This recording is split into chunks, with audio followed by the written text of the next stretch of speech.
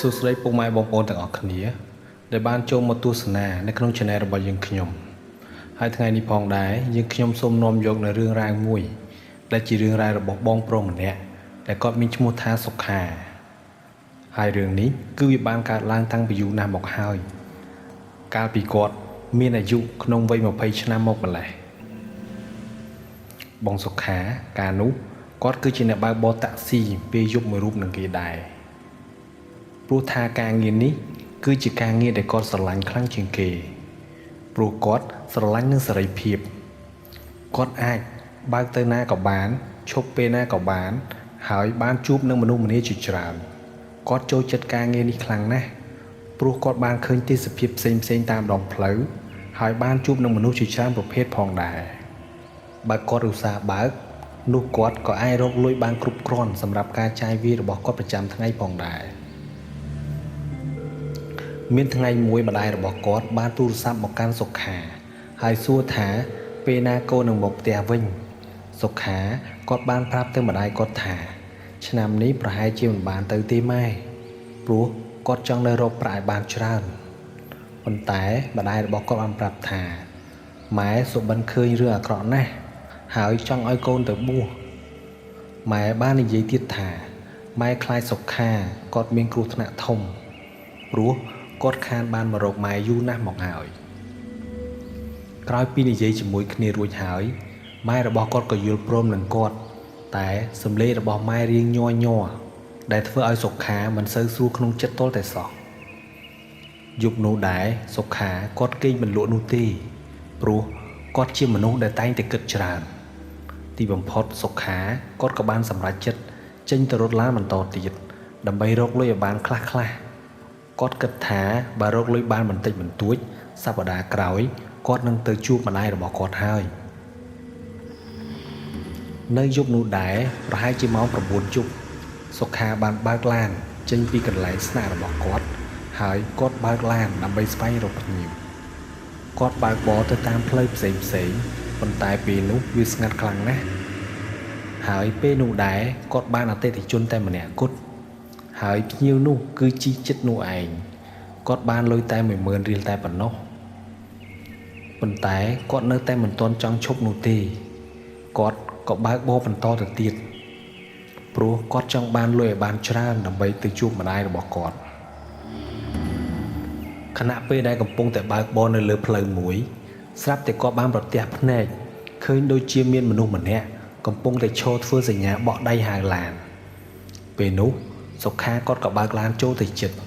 ហើយគាត់ក៏បានឃើញថាភ្ញៀវនោះជាស្ត្រីម្នាក់ដែលស្លៀកពាក់សម្លៀកបំពាក់ពណ៌ខ្មៅនាងឈរនៅក្រោមពន្លឺភ្លើងផ្លូវដែលមានអប្សរាស្រាព័ទ្ធជុំវិញនៅទីនោះផងដែរ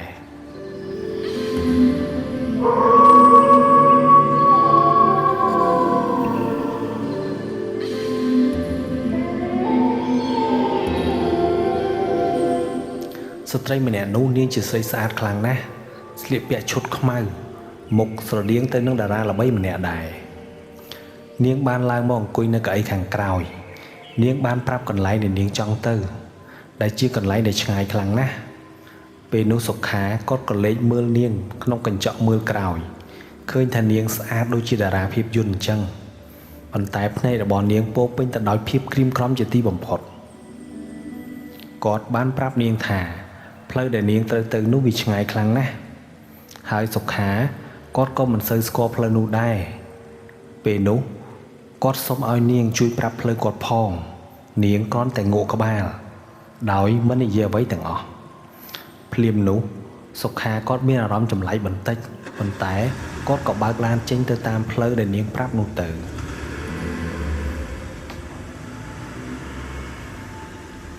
គាត់ក៏បើកឡានចេញពីទីក្រុងឆ្ពោះទៅកាន់ទីជនបទមួយក្នុងឡានគឺមានសភាពស្ងប់ស្ងាត់ខ្លាំងណាស់មានតែសំឡេងនាងប្រាប់ផ្លូវតែប៉ុណ្ណោះនោះទេដើម្បីបំបត្តិភាពស្ងៀមស្ងាត់សុខាក៏បានសួរទៅនាងថាតើនាងទៅធ្វើអ្វីនៅទីនោះដែរនាងឆ្លើយយ៉ាងស្ងាត់ថានាងទៅផ្ទះហើយគ្មាននរណាចង់ទៅជាមួយនាងនោះទេបន្ទាប់មកនាងក៏នៅស្ងៀមហើយអង្គុយអោនមុខចុះដូចជាចង់យំអញ្ចឹងសុខាគាត់ក៏លែងសួរនាងអ្វីទៀតដែរ ដោយគាត់គិតថានាងប្រហែលជាមានបញ្ហាអ្វីមួយហើយគាត់គិតថាប្រហែលជានាងឆ្លោះគ្នាជាមួយប្តីនាងឬក៏មានបញ្ហានៅក្នុងគ្រួសាររបស់នាងហើយមើលទៅបន្ទាប់ពីបត់ឆ្វេងចូលតាមផ្លូវដីមួយកន្លែងទីនោះ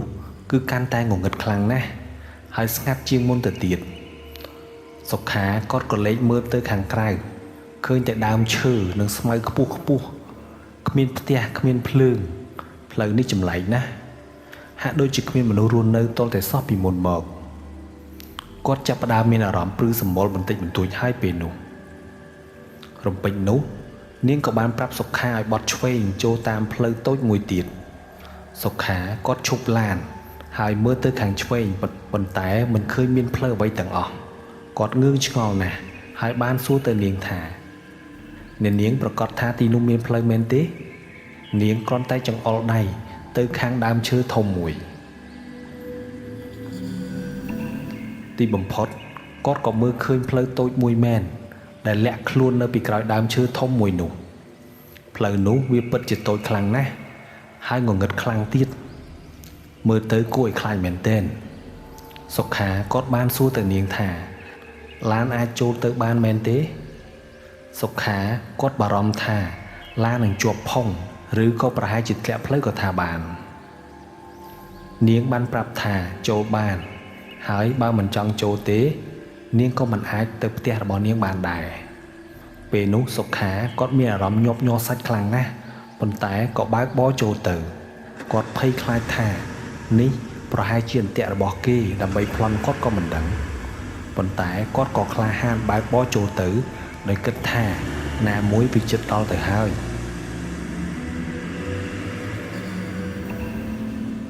ពេលដែលបើកបានបន្តិចសុខាគាត់មានអារម្មណ៍រៀងធូរស្រាលបន្តិចដែរពេលចេញពីផ្លូវតូចចង្អៀតនោះមកហើយឃើញកន្លែងនោះរៀងធំទូលាយបន្តិចប៉ុន្តែចម្លែកណាស់ដីនៅទីនោះគ្របដណ្ដប់ទៅដោយស្លឹកឈើជ្រុះក្រាស់ហាក់បីដូចជាមិនមែនជាផ្លូវនោះទេគាត់ចាប់ផ្ដើមភ័យខ្លាចថាឡានអាចនឹងជាប់ផុងចាក់ជាមិនខានឡើយមើលទៅវាដូចជាកន្លែងដែលគ្មាននរណាមកដល់យូរណាស់មកហើយនាងបានប្រាប់ឲ្យគាត់បើកឡានទៅឈប់នៅក្រោមដើមឈើធំមួយនោះគាត់បានឃើញដើមជ្រៃដ៏ធំសម្បើមមួយដែលមានមែកសាខាធំខ្លាំងណាស់និងមានឫសយួរឡើងរយីងរយងចុះមកហើយមើលទៅគួរឲ្យខ្លាចមែនទែនមើលទៅដើមឈើនោះមានអាយុចាស់ណាស់មកហើយមែករបស់វាបានរីករាលដាលទៅគ្រប់ទិសទីទាំងអស់ពេលគាត់ក៏លេចទៅមើលខាងមុខគាត់ក៏បានឃើញមានផ្ទះឈើមួយខ្នងដែលមានភ្លើងភ្លឺចាំងនៅខាងក្នុងសុខាគាត់រៀងមានអារម្មណ៍ថាធូរស្រាលបន្តិចហើយព្រោះវាហាក់ដូចជាផ្ទះរបស់អ្នកភូមិធម្មតាគាត់បានឲ្យនាងចុះរួចក៏បើកឡានចេញទៅវិញភ្លាមគាត់គិតថាវាគ្រាន់តែជាផ្ទះរបស់អ្នកស្រុកដែលនៅឆ្ងាយតែប៉ុណ្ណោះនោះទេ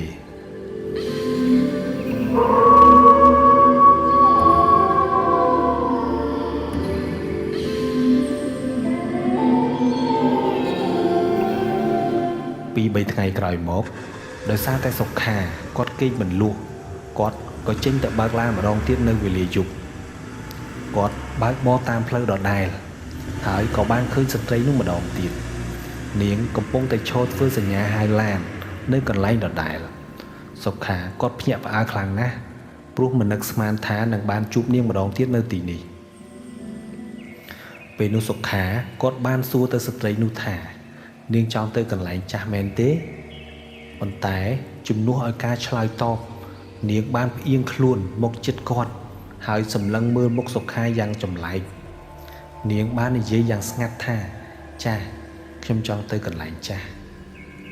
ខណៈពេលនោះដែរសុខាគាត់មានអារម្មណ៍ថាព្រឺសម្បុរពេញខ្លួនព្រោះនាងមើលមកគាត់យ៉ាងចម្លែកមិនដឹងនោះទេ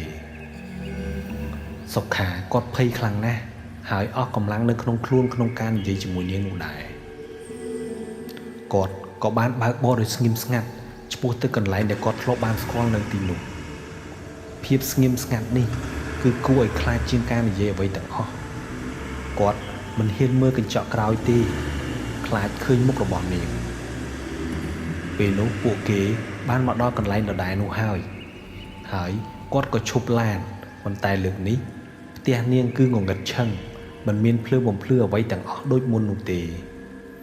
វាមើលទៅពិតជាគួរឲ្យខ្លាចខ្លាំងណាស់ផ្ទះនេះហាក់ដូចជាត្រូវបានគេបោះបង់ចោលជាយូរណាស់មកហើយលើកនេះស្ត្រីនោះបានប្រាប់សុខាថានាងភ្លេចយកលុយមកហើយសូមឲ្យសុខានៅរងចាំគាត់បន្តិចដើម្បីឲ្យនាងចូលទៅយកលុយនៅក្នុងផ្ទះនាងបានប្រាប់បន្ថែមទៀតថាប្រសិនបើពូខ្លាចរងចាំយូរនោះពូអាចដើរតាមនាងចូលទៅក្នុងផ្ទះក៏បានដែរភ្លាមនោះសុខាបានឆ្លើយទៅវិញថាគាត់នឹងរងចាំនៅទីនេះឯងគាត់មិនចង់ចូលទៅក្នុងផ្ទះចម្លែកនោះទេស្រាប់តែនាងបានចុះពីលើឡានហើយដើរចូលទៅក្នុងទីងងឹតនោះបាត់ទៅសុខាគាត់អង្គុយរងចាំនាងប៉ុន្តែកាន់តែយូរទៅគាត់កាន់តែមានអារម្មណ៍មិនសូវសួរក្នុងខ្លួនទាល់តែសោះហើយនៅក្នុងផ្ទះនោះនាងក៏មិនបានបើកភ្លើងហើយក៏មិនបានចេញមកវិញនោះដែរគាត់ក៏លេចមើលនាឡិកាឃើញថាកន្លងទៅជាង15នាទីទៅហើយបន្ទាប់ពីរងចាំជាងកន្លះម៉ោងមកសុខាក៏សម្រេចចិត្តចុះពីលើឡានពេលនោះគាត់មានអារម្មណ៍ថាដូចជាត្រូវបានគេបោកប្រាស់គាត់អញ្ចឹងប៉ុន្តែគាត់ក៏ចង់ដឹងថាមានរឿងអ្វីកើតឡើងដែរតាមការពិតទៅគាត់ខ្លាចខ្មោចជាងខ្លាចដែលគេប្លន់ទៅទៀតគាត់ឈរនៅក្បែរឡានសម្លឹងមើលទៅផ្ទះងងឹតនោះនៅចាំនាងមិនឃើញសុខាក៏បើកឡានចេញពីផ្លូវតូចនោះមកវិញពេលនោះហើយដែលគាត់បានឃើញអ្វីមួយចម្លែកគាត់ឃើញមានច្រកទ្វារដែលចូលទៅក្នុងវត្តមួយដែលមិនដែលឃើញពីមុនមកនោះទេសុខាគាត់ប្រកាសណាស់ថាគាត់មកលើកមុនមិនមានច្រកទ្វារនេះនោះទេពេលគាត់ងាកមកមើលមុខឡានវិញគាត់ក៏បានឃើញវងគោឈរពាំងផ្លូវគាត់បានបើកភ្លើងហ្វាផងស៊ីផ្លេផងប៉ុន្តែគោទាំងនោះមិនព្រមចាក់ចេញទាល់តែសោះសុខាគាត់រកមើលម្ចាស់គោតែមើលមិនឃើញមានមនុស្សណាម្នាក់នៅទីនោះសោះគោទាំងនោះឈរដោយរូបចម្លាក់អញ្ចឹងដែលកំពុងតែសម្លឹងមករកគាត់ដោយមិនដឹងថាធ្វើយ៉ាងម៉េចនោះសុខាគាត់បានបើកឡានថយក្រោយហើយបត់ចូលទៅក្នុងវត្តនោះបាត់ទៅគាត់គិតថាចូលរកផ្លូវវាងចេញទៅម្ខាងទៀតតែពេលចូលទៅដល់ក្នុងវត្តនោះគាត់បានឃើញមានតង់និងកៅអីជាច្រើនដូចជាមានពិធីអ្វីមួយប៉ុន្តែអ្វីដែលចម្លែកគឺគ្មានមនុស្សណាម្នាក់ទាល់តែសោះនៅទីនោះគាត់ឃើញមានតុមានកៅអីឆ្នាំងបាយនិងមានអីវ៉ាន់ជាច្រើនដូចជាកំពុងតែរៀបចំពិធីបុណ្យអ្វីមួយប៉ុន្តែអ្វីដែលចម្លែកនោះគឺគ្មានមនុស្សណាម្នាក់នៅទីនោះទាល់តែសោះវាពិតជាស្ងាត់ខ្លាំងណាស់និងគួរឲ្យខ្លាចផងដែរគាត់ឃើញឆ្នាំងធំមានទឹកកកមានអាហារដែលបានរៀបចំរួចជាស្រេចតែគ្មាននរណាម្នាក់បរិភោគទាល់តែសោះខណៈពេលនោះដែរសុខាកំពុងតែបើកឡានយឺតនោះស្រាប់តែមានគេគោះទ្វារកញ្ចក់បង្អួចខាងគាត់ក៏ងាកទៅមើលឃើញបរិសុទ្ធវ័យកណ្ដាលម្នាក់ដែលកំពុងឈរនៅក្បែរឡានរបស់គាត់បរិសុទ្ធម្នាក់នោះគាត់មើលទៅមានសភាពច្របូកច្របល់និងក្រៀមក្រំខ្លាំងណាស់សុខាភ្ញាក់ផ្អើលយ៉ាងខ្លាំងព្រោះមិនដឹងថាគាត់មកពីណានោះទេពេលនោះបរិសុទ្ធម្នាក់នោះបានសួរថាឡានលោកទំនេរឬអត់សុខាគាត់ក៏ឆ្លើយភ្លាមទៅវិញថាទំនេរហើយក៏ឲ្យបរិសុទ្ធម្នាក់នោះឡើងមកលើឡានរបស់គាត់មកបរិសុទ្ធនោះគាត់បានប្រាប់ទៅវិញថាឲ្យរងចាំគាត់បន្តិចរួចគាត់ក៏ដើរចូលទៅក្នុងតង់បាត់ពេលនោះដែរសុខាគាត់រីករាយខ្លាំងណាស់ព្រោះមានអតិថិជនសម្រាប់ជើងត្រឡប់ទៅវិញសុខាគាត់អង្គុយមើលបរិសុទ្ធម្នាក់នោះគាត់យកអីវ៉ាន់ជាច្រើនមកដាក់ចូលក្នុងឡានហើយអីវ៉ាន់មួយចុងក្រោយដែលគាត់យកមកនោះគឺជាស៊ុំរូបថតដ៏ធំមួយបរិសុទ្ធនោះគាត់បានអោបវាយ៉ាងតឹងណែនដូចជាវាជាវត្ថុដ៏មានតម្លៃបំផុតសម្រាប់គាត់ឃើញថាបរិសុទ្ធនោះមានការប្រុងប្រយ័ត្នជាមួយនឹងស៊ុំរូបថតមួយនោះខ្លាំងណាស់ពេលនោះដែរសុខាគាត់បានសួរទៅបរិសុទ្ធនោះថាចង់ទៅណាវិញគាត់ឆ្លើយថាចង់ទៅផ្ទះប៉ុន្តែស្រាប់តែគាត់ថាគាត់ភ្លេចអាស័យដ្ឋានផ្ទះរបស់គាត់បាត់ទៅហើយបរិសុទ្ធនោះគាត់បានប្រាប់ឲ្យសុខាបើកឡានចេញពីទីកន្លែងនេះជាមុនសិនទៅសុខាគាត់ឆ្ងល់ណាស់ តែក៏បើកឡានចេញទៅតាមការប្រាប់របស់បរិសម្នាក់នោះទៅពេលដែលសុខាគាត់បើកឡានទៅដល់មាត់ទ្វារវត្តហើយក៏ងាកទៅសួរបរិសម្នាក់នោះថាត្រូវបត់ទៅខាងណាទៀតប៉ុន្តែពេលដែលសុខាគាត់ងាកមកស្រាប់តែបាត់បរិសនោះឲ្យឈឹងសុខាគាត់ភ្ញាក់ផ្អើលយ៉ាងខ្លាំងគាត់ឃើញនៅក្នុងឡានរបស់គាត់សល់តែឆ្នាំងមួយដែលដាក់នៅលើកៅអីខាងក្រោយតែប៉ុណ្ណោះសុខាគាត់គិតថាប្រហែលជាបរិសនោះធ្លាក់ពីលើឡានឬក៏គាត់ភ្លេចឡើងមកលើឡានក៏មិនដឹងពេលនោះដែរសុខាគាត់ក៏បើកឡានថយក្រោយទៅកន្លែងដដែលនោះប៉ុន្តែមិនឃើញមានបរិសនោះនៅទីនោះទេភ្លាមនោះគាត់ក៏ចាប់ផ្ដើមមានអារម្មណ៍ថាមានអ្វីខុសប្រក្រតីហើយបេះដូងរបស់គាត់ចាប់ផ្ដើមលោតញាប់ខុសចង្វាក់សុខាគាត់ក៏បានចុះពីលើឡានហើយដើរទៅកាន់តង់នោះភ្លាមឆ្ពោះទៅកាន់សាលាឆាន់នៅក្នុងវត្តពេលគាត់ទៅដល់មុខសាលាគាត់ក៏បានឃើញថានេះគឺជាវិធីបុណ្យសពពេលនោះសុខាគាត់ឈរឡើងស្រឡាំងកាំងមិនដឹងថាត្រូវធ្វើយ៉ាងម៉េចនោះទេព្រោះមានគ្រឿងសក្ការៈនិងរូបថតអ្នកស្លាប់ដែលដាក់តម្កល់នៅខាងមុខនោះហើយរូបថតនៅក្នុងស៊ុំនោះមុខនោះគឺជាមុខរបស់ស្ត្រីដែលគាត់បានដឹកទៅផ្ទះមុននឹងនាងស្លៀកពាក់ឈុតខ្មៅដូចគ្នាហើយញញឹមយ៉ាងស្រស់ស្អាតពេលនោះសុខាគាត់សឹងតែមិនអាចជឿលើភ្នែកខ្លួនឯងបានទេព្រោះវាពិតជារូបរបស់នាងមែនស្លៀកឈុតខ្មៅដូចគ្នាញញឹមដូចគ្នាគាត់មិនអាចឈរនៅទីនោះទៀតបានទេជើងរបស់គាត់ចាប់ផ្ដើមរត់ដោយស្វ័យប្រវត្តិដើម្បីទៅរកឡានរបស់គាត់ត្រូវតែចេញពីទីកន្លែងនោះឲ្យបានលឿនបំផុតតាមដែលអាចធ្វើទៅបានគាត់រត់ដូចជាមនុស្សឆ្កួតមិនខ្វល់ពីអ្វីទាំងអស់គ្រាន់តែចង់ឡើងឡានឲ្យបានឆាប់តែប៉ុណ្ណោះ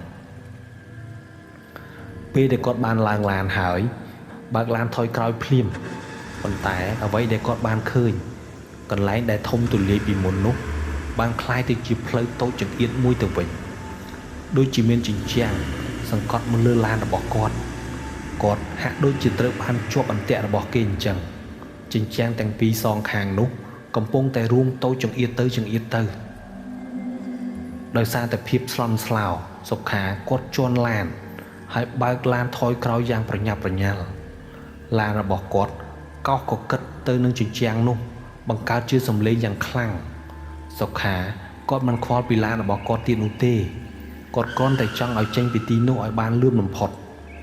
កញ្ចក់ឡានរបស់គាត់បែកខ្ទេចអស់តែគាត់មិនរវល់នោះដែរ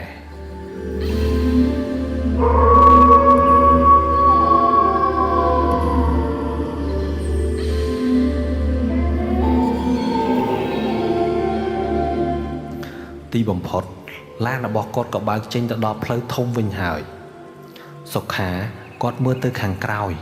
ហើយឃើញវត្តនោះគឺនៅឆ្ងាយគាត់ស្ទើរតែយំដោយសារតែភាពធូរស្រាលគាត់បានឃើញពន្លឺភ្លើងនៅតាមផ្លូវធំហើយមានអារម្មណ៍ថាដូចជាបានកើតសារជាថ្មីអញ្ចឹងគាត់បានបើកឡានទៅដល់ស្ថានីយ៍ប្រេងឥន្ធនៈមួយកន្លែងហើយគាត់ក៏ឈប់នៅទីនោះព្រោះគាត់មិនអាចបើកបរយន្តបន្តទៅមុខទៀតបាននោះទេហើយកញ្ចក់ឡានរបស់គាត់បាក់បែកអស់ទៅហើយឡានរបស់គាត់កោសដាច់ថ្នាំរលាត់ស្ទើរតែទាំងស្រុង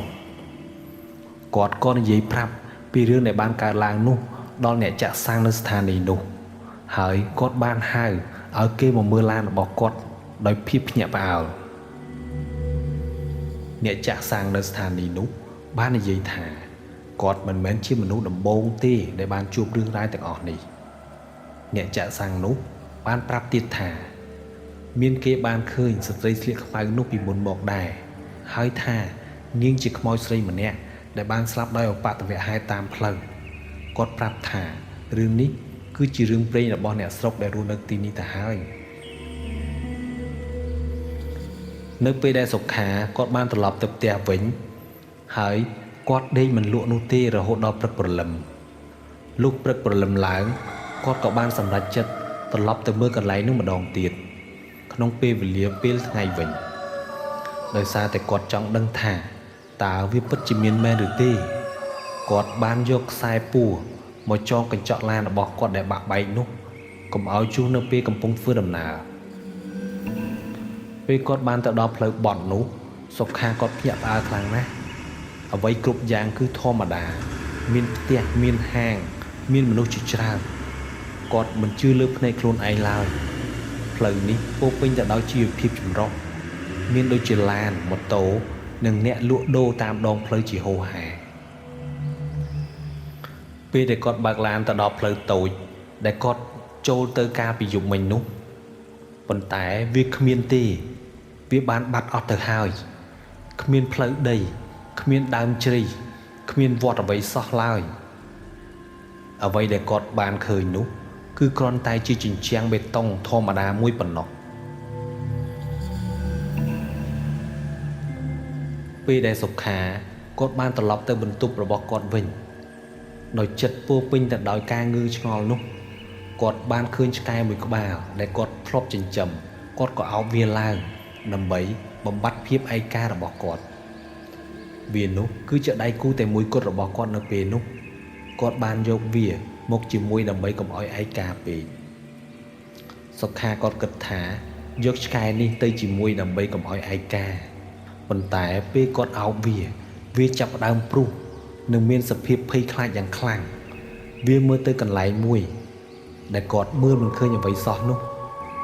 គាត់ឆ្ងល់ណាស់ថាតើវាបានឃើញអ្វីហេតុអ្វីបានជាឆ្កែនោះនៅតែព្រុសមិនឈប់អញ្ចឹងពេលដែលសុខាគាត់បើកកាបូបរបស់គាត់ហើយយកលុយដែលស្ត្រីម្នាក់នោះបានឲ្យគាត់យកមកមើលស្រាប់តែវាបានคล้ายជាស្លឹកឈើស្ងួតមួយទាំងអស់នេះជាផុសតាងវាមិនមែនជារឿងផនផាំងនោះទេសុខាគាត់ញាប់ញ័រដៃមិនអាចជឿលើអ្វីដែលភ្នែករបស់គាត់បានឃើញនោះទេគាត់បានរុះរើលុយទាំងអស់នៅក្នុងកាបូបហើយឃើញថាមានតែស្លឹកឈើស្ងួតយ៉ាងច្រើនសន្ធឹកសន្ធាប់គាត់មានអារម្មណ៍ថាត្រជាក់ចុងដៃចុងជើងស្រេបពេលនោះនេះហើយជាផុសតាងដែលបញ្ជាក់ថាអ្វីដែលគាត់ឃើញគឺពិតប្រាកដហើយគាត់មិនមែនស្រមើស្រមៃនោះទេគាត់បានដឹងថាអ្វីគ្រប់យ៉ាងគឺជាការពិតគាត់ពិតជាបានជួបខ្មោចមែនហើយស្រីនោះនាងគឺជាខ្មោចសុខាគាត់អង្គុយស្ងៀមមើលទៅមុខមិនដឹងថាត្រូវធ្វើយ៉ាងណានោះទេគាត់ចាប់ផ្ដើមវង្វេងស្មារតីហើយសុខាគាត់បានត្រឡប់ទៅរកអ្នកចាក់សាំងនៅស្ថានីយ៍នោះម្ដងទៀតដើម្បីប្រាប់អ្នកចាក់សាំងនោះពីអ្វីដែលបានកើតឡើងចំពោះខ្លួនគាត់សុខាបានយកស្លឹកឈើទាំងនោះទៅឲ្យប្អូនប្រុសម្នាក់នោះមើលអ្នកចាក់សាំងនោះបានប្រាប់ថានេះគឺជារឿងព្រេងរបស់អ្នកស្រុកហើយគាត់មិនមែនជាមនុស្សទី1ទេដែលបានជួបខ្មោចស្រីនេះនោះក្មេងប្រុសម្នាក់នោះបាននិយាយទៀតថាខ្មោចស្រីនេះនាងឈ្មោះថាម៉ាឡៃជាកូនស្រីអ្នកមាននិងមានសម្រស់ស្អាតខ្លាំងណាស់ប៉ុន្តែបានស្លាប់ដោយអាថ៌កំបាំងតាំងពីយូរណាស់មកហើយគេថាវិញ្ញាណរបស់នាងនៅតែវិលវល់វង្វេងនៅទីនោះហើយតែងតែឡើងឡានដើម្បីធ្វើដំណើរទៅផ្ទះប៉ុន្តែផ្ទះរបស់នាងលែងមានទៀតហើយចំណែកបរិសម្នាក់ដែលសុខាបានឃើញនោះគាត់មានឈ្មោះថាតារាប្រហែលជាគូស្នេហ៍សម្ងាត់របស់នាងហើយមើលទៅគេថាគាត់ក៏ស្លាប់ដោយសារតែកើតទុក្ខព្រួយបន្ទាប់ពីនាងបាត់បង់ទៅឥឡូវនេះវិញ្ញាណរបស់គាត់ក៏វិលវល់នៅទីនោះដែរគេថាគាត់តែងតែលេចចេញមករកឡានដើម្បីចាក់ចេញពីទីនោះសុខាគាត់នៅតែមានសំណួរជាច្រើនដែលគ្មានចម្លើយតើឆ្នាំងមួយដែលនៅក្នុងឡានរបស់គាត់នោះបានបាត់ទៅណាហើយបើគាត់ដើរតាមខ្មោចស្រីនោះចូលទៅក្នុងផ្ទះនោះតើនឹងមានរឿងអ្វីកើតឡើងគាត់បាននឹកឃើញពាក្យរបស់នាងដែរថាបើរងចាំមិនបានទេចូលដើរតាមខ្ញុំចូលមក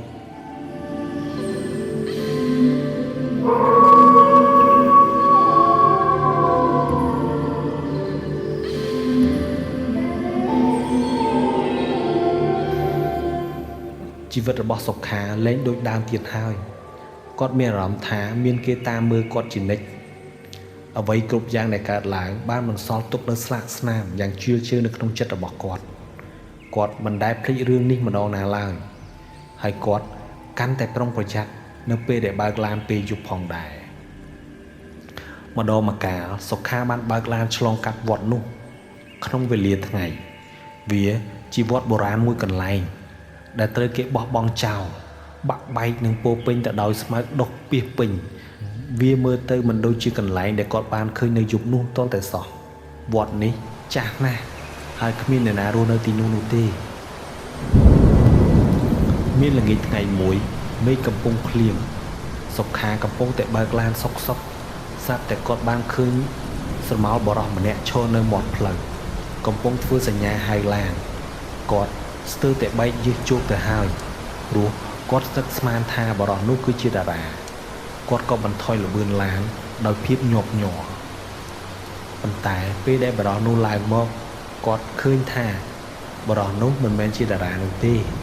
គាត់គ្រាន់តែជាអ្នកភូមិធម្មតាម្នាក់តែប៉ុណ្ណោះប៉ុន្តែសុខាគាត់នៅតែមានអារម្មណ៍ថាមិនសូវស្រួលក្នុងខ្លួនតតែសោះគាត់គិតថាតើបើគាត់ឈប់ជួយអ្នកដទៃតើនឹងមានអ្វីកើតឡើងប៉ុន្តែគាត់មិនអាចទុកឲ្យអ្នកណាម្នាក់ឈរនៅក្រោមភ្លៀងបានទេថ្ងៃមួយគាត់បានឃើញកាសែតចាស់មួយដែលនិយាយពីឧបទ្ទវហេតុមួយហើយរូបថតនៅក្នុងកាសែតនោះគឺជាម៉ាឡៃខ្មោចរបស់នាងនៅតែត្រូវបានគេនិយាយដល់រហូតមកដល់សប្តាហ៍ថ្ងៃនេះគាត់អានដំណឹងនោះហើយគាត់ដឹងថានាងបានស្លាប់នៅក្នុងគ្រោះថ្នាក់ចរាចរណ៍ជា20ឆ្នាំមុនមានថ្ងៃមួយសុខាគាត់បានទូរស័ព្ទទៅម្ដាយរបស់គាត់បានប្រាប់ម្ដាយរបស់គាត់ពីអ្វីដែលបានកើតឡើងហើយគាត់ក៏បានសុំទោសម្ដាយរបស់គាត់ដែលមិនបានស្ដាប់ដំបូន្មានរបស់គាត់សុខាដឹងថាម្ដាយរបស់គាត់ធ្លាប់បានប្រមានម្ដងហើយម្ដាយរបស់គាត់បន្តនិយាយទៀតថាម៉ែបារម្ភពីកូនខ្លាំងណាស់ហើយសុំឲ្យកូនត្រឡប់ទៅផ្ទះវិញយូរម្ដងសុខានៅតែបើកឡានទៅតាមផ្លូវនោះដដែលគាត់មិនដឹងថាគាត់កំពុងតែរកអ្វីនោះទេប្រហែលជាគាត់គ្រាន់តែចង់ឃើញអ្វីមួយឬគ្រាន់តែចង់ធូរស្រាលចិត្តតែប៉ុណ្ណោះគាត់បើកឡានយឺតក៏លេចមើលទៅក្រោមដើមឈើនីមួយមានថ្ងៃមួយគាត់បានឈប់ឡាននៅក្បែរដើមជ្រៃមួយទៀតវាមិនមែនជាដើមជ្រៃដដែលនោះទេប៉ុន្តែវាបានធ្វើឲ្យគាត់នឹកឃើញដល់យប់នោះជានិច្ចគាត់គិតថាតើអ្វីទាំងអស់នោះគឺជាការពិតមែនឬទេគាត់ចុះពីឡានហើយដើរទៅជិតដើមឈើធំមួយនោះហើយពេលនោះហើយសុខាបានឃើញពន្លឺមួយវាដូចជារូបស្រីម្នាក់ស្លៀកពាក់ខ្មៅគាត់បែរទៅមើលតែនាងក៏បាត់ទៅវិញភ្លាមគាត់ស្ទើរតែភ័យដួលសន្លប់ទៅហើយព្រោះគាត់ភ្ញាក់ផ្អើលខ្លាំងណាស់បេះដូងរបស់គាត់លោតញាប់ខ្លាំងដែរពេលនោះសុខាបានរត់ទៅមើលប៉ុន្តែគ្មានអ្វីសោះឡើយរូបនាងក៏បានបាត់ទៅវិញប៉ុន្តែវិញ្ញាណក្ខន្ធរបស់នាងនៅតែបន្តលងរហូតដល់សប្តាហ៍ថ្ងៃនេះសុខាឈរសម្លឹងមើលទៅកន្លែងនោះដោយដឹងថាវិញ្ញាណរបស់នាងនៅទីនោះដដែលសុខាគាត់មើលទៅរូបថតចាស់មួយគាត់គិតថាតើអ្វីៗទាំងអស់នេះគឺជាការព្រមានពីអ្នកម្ដាយរបស់គាត់ឬជាការព្រមានពីពិភពលោកខាងក្រៅគាត់មិនដឹងទេប៉ុន្តែគាត់មិនអាចបំភ្លេចរឿងរ៉ាវមួយនេះបានឡើយគាត់បានដឹងថាពិភពលោកនេះមានអ្វីដែលលើសពីការយល់ដឹងរបស់យើងទៅទៀត